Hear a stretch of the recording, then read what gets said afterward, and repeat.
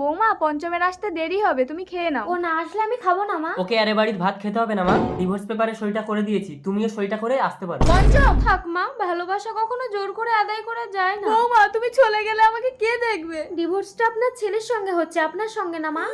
উল্টি সুখে থেকো। এ কি, মহিলাটা তো অসুস্থ হয়ে পড়েছে, চিকিৎসা করাতে হবে। মিস্টার বরণ, আপনি বাবা হতে চলেছেন।